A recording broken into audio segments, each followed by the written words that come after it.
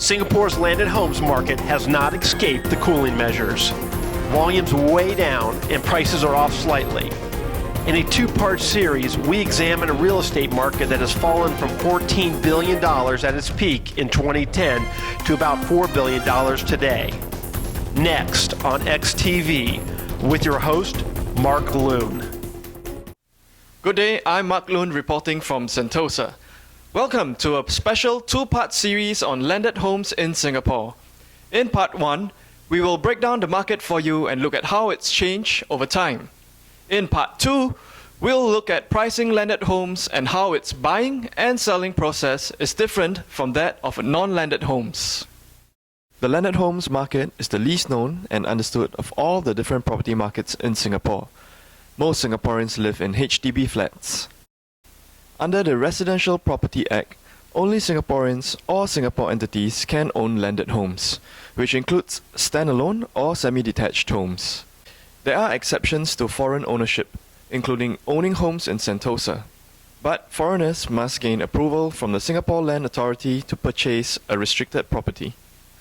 Landed homes can be the center of legal battles, celebrity gossip, and national growth strategies. Landed homes are found in some of the most exclusive neighborhoods of Singapore. They fetch sky-high prices that make headlines in the national media. If Singapore is to be the Zurich and Monte Carlo of the East, it must offer the millionaires and billionaires of the world appropriate housing accommodations. Joining me now to put some numbers behind the landed real estate market is Sam Baker, the Chief Executive Officer of the Singapore Real Estate Exchange. Welcome to Sentosa, Sam. Thanks, Mark. I think it's appropriate that we're here in Sentosa. This island is an important part of the landed real estate market. Also, its development has played a crucial role in helping Singapore establish itself as one of the world's leading international cities and destinations. Hey Sam, when most people think of Singapore, they think of apartment living. Right. How would you describe the landed market to them? Well, Mark, let's try to answer that by looking at three sets of data. First, total market value. Second, price per square foot. And third, transaction volume. If we go to the SRX analyzer and select market analysis, we can get a detailed overview of the landed market. In this case, we customize our time period from 1995 until today. And we select only landed property data. We quickly get a number of graphs and charts. This graph is total value for landed homes. Let's get a sense of how the landed home market has changed since the Asia financial crisis. In 1998, the market did about $3.6 billion in total value. This means that if you added up the transacted prices of all the homes sold in 1998, the total value was $3.6 billion. The market jumped to $7 billion in 1999 and then drifted back down, bottoming out at $2.8 billion in 2003. As a result of Singapore's big push to expand the economy and its population after SARS, the landed market saw a rapid increase of annual market value to $13.4 billion before the global financial crisis. This is about a 380% increase from bottom to top, which translates to an annual growth rate of about 48% per year. The crisis sent the market plummeting back to earth, bottoming out at $5.1 billion in 2008, but still bigger than the $2.8 billion in 2003. The market sprang back, reaching a record high of $14.2 billion in 2010. This resulted in triple-digit growth of about 172%, or about 65% per annum. The market tried to resist the cooling measures in 2011 and 2012 before succumbing to them. For the first half of this year, the market has done about $1.9 billion in transaction value, on pace for about $4 billion. On the price side, average PSF was $473 after the Asia financial crisis. It bounced around that price point until 2005, at which time the market shifted into high gear. Prices increased from 450 PSF to a high of about $1,235 in 2013. During this period, prices increased 13.8% per year. It's also interesting to note that prices did not go down during the global financial crisis. In 2014, so far, prices have slipped to 1,226 PSF.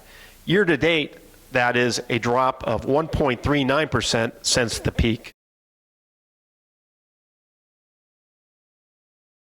On the volume side, about 2,100 landed homes were sold in 1997. The market shot up to over 4,500 sales in 1999. It then returned to earth, and in 2003, there were about 1,800 sales. Volume peaked in 2007 at over 5,700 homes. The financial crisis dropped to just shy of 2,300 homes. The market climbed back up to about 4,500 homes, and then the cooling measures have stalled the market at 442 homes in 2014 year to date. At year-end 2013, volume in the landed home market had dropped about 67% from its post-financial crisis peak. How big is the landed market compared to that of non-landed? After the financial crisis in 1998, the landed market was half the size of the condo market in terms of total transacted value, $3.5 billion versus $6.9 billion. Prior to the global financial crisis, the condo market had grown to $52.5 billion and was now about 4 times as big as the landed home market. In 2010, the condo market was 3.5 times bigger.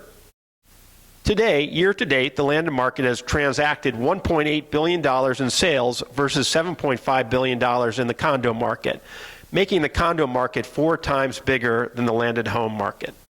In terms of transaction volume, during the Asia financial crisis, the condo market did about 10,000 in sales versus 2,000 in the landed homes market, making the condo market 5 times bigger.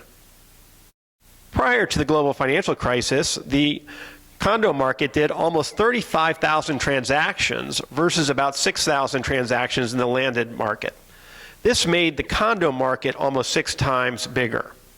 At its height in 2012, the condo market did about 37,000 transactions and was over 11 times bigger than the landed homes market. Today, both markets are shadows of their past selves. However, they have maintained the same relative ratio to each other. For every 1 sale of a landed home, there are about 12 or 13 condo sales. In summary, the landed market is unique among Singapore's real estate market in that it's the smallest in quantity and arguably the most heavily regulated. As land's very scarce, policymakers must be very careful to manage the landed market in order to ensure that all of Singapore benefits. Thanks for that, Sam. And that concludes the first part of our look at the landed market in Singapore. Please join us next week where we look at pricing landed homes in greater detail. Until then, have a good week.